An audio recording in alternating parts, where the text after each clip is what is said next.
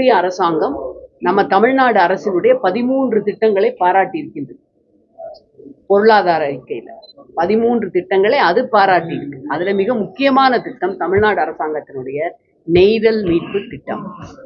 மீனவர்களுக்கு, கடலோர பகுதிகளுக்கு, கடல் அரிப்பிற்கு, மீனவ மக்களுக்கு தமிழ்நாட்டு அரசாங்கம் செய்த திட்டத்தை ஸ்டார் புரோகிராம் என்று சொல்லி அந்த 13 திட்டத்திலே மிக முக்கியமான திட்டமாக ஒன்றிய அரசாங்கமே பாராட்டியிருக்கு.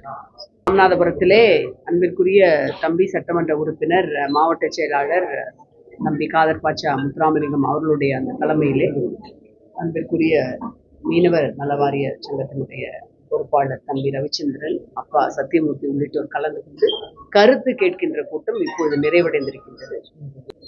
ஐயா அவர்களுடைய வரவு என்பது எங்களுடைய மாண்புமிகு முதலமைச்சர் அவர்கள் மகிழ்வோடு வரவேற்றிருக்கின்றார். அவர் சொல்லியிருப்பதை போல திராவிட முன்னேற்ற கழகம் மகிழ்ச்சியோடு அவரை அரவணைத்துக் கொள்கின்றது. எங்களோடு இணைந்து அவர் பணியாற்ற வந்திருப்பது மிகுந்த மகிழ்ச்சிக்கும் வரவேற்புக்கும் உரியது.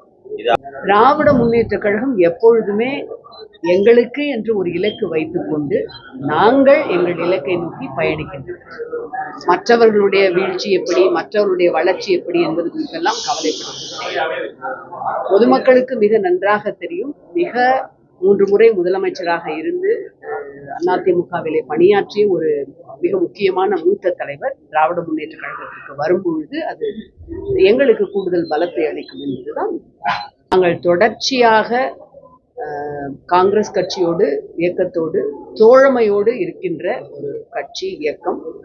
கூட்டணி தர்மத்தையும் தோழமை உணர்வையும் மதிக்கின்ற கட்சி, இயக்கம் திமுக. அந்த வகையிலே நிச்சயமாக நல்லபடியாக அதற்கு ஒரு முடிவு. ஜனநாயக அரசியலில் யார் வேண்டுமானாலும் கட்சி தொடங்கலாம், தலைவராக வரலாம். அது குறித்து மாற்று கருத்தில்லை. அவர்கள் எந்த கொள்கைகளை முன்வைக்கிறார்கள், எந்த விஷயத்தில் தமிழ்நாட்டிற்கும் தமிழக மக்களின் நலனுக்கும் இதுவரைக்கும் நின்றிருக்கிறார்கள், இனிமேலும் அவர்கள் எதற்காக நிற்கிறார்கள் என்பதுதான் மிக மிக முக்கியம். அப்படி பார்க்கும் பொழுது மக்கள் மிக நன்றாக மாண்புமிகு முதலமைச்சருடைய தலைமையிலே நடைபெற்று கொண்டிருக்கின்ற இந்த திராவிட மாடல் ஆட்சி அவர்களுக்கு செய்திருக்கின்ற விஷயங்களை உணர்ந்திருக்கின்றார்கள். அவர்களுக்கு மிக நன்றாக தெரியும் யார் புதிய வரவு, யார் மேலும் மக்களை முன்னேற்ற பாதையிலே அழைத்து செல்கின்ற தலைவர்கள் என்று. ஆகவே நாங்கள் யாருடைய வரவு குறித்தும் யாருடைய அரசியல் குறித்தும் கவலைப்படுவது கிடையாது. திராவிட முன்னேற்ற கழகம் மிக ஆழமாக வேரூன்றி வளர்ந்திருக்கின்ற ஒரு ஆலமரம்.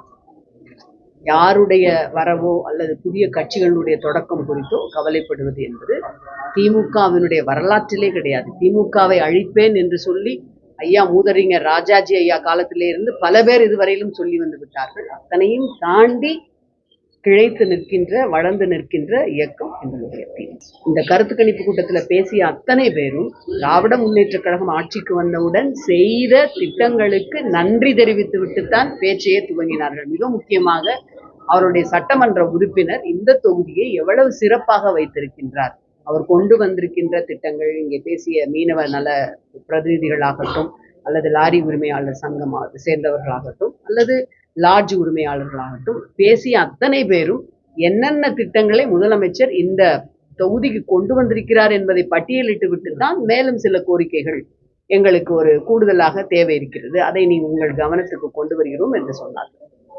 இந்த திமுகவினுடைய பலம் அதுதான். இன்னைக்கு நான் உங்களெல்லாம் நேரா பார்க்குறேன், பொதுமக்களை பார்க்குறேன்னா, திமுக தேர்தலுக்கு வரும்பொழுது கொடுத்த வாக்குறுதி 488, நிறைவேற்றிய வாக்குறுதிகள் 350 சொச்சம். மீதி வாக்குறுதிகளை நிறைவேற்றாததற்கு காரணம் ஒன்றிய அரசு நிதி தராத விஷயம்.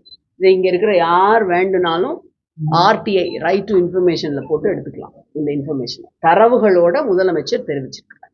அப்ப சொன்னதை செய்த தைரியத்தோடு உங்களை சந்திக்கின்றோம். மீனவர் பிரச்சனை குறித்து தொடர்ச்சியாக பாராளுமன்றத்திலே நாங்கள் அத்தனை பேரும், குறிப்பாக திமுகவை சார்ந்த பாராளுமன்ற உறுப்பினர்கள் குரல் எழுப்பி இருக்கின்றோம். நான் பேசியிருக்கிறேன், நான் தொடர்ந்து குரல் கொடுத்திருக்கிறேன். நான் என்ன சொல்லி பேசியிருக்கிறேன் அப்படின்னா, குஜராத்ல மீனவர்கள் கொல்லப்படும் பொழுது இந்திய மீனவர்கள் ஒன்றிய அரசாங்கத்தில், ஆனால் எங்கள் ராமநாதபுரத்திலே மீனவர்களை சிறைப்பிடிக்கும் பொழுதோ அல்லது கொல்லப்படும் பொழுதோ அவர்கள் தமிழக மீனவர்கள். உங்களுக்கு ஏன் இந்த பாகுபாடுன்னே நான் கேள்வி கேட்டிருக்கேன்.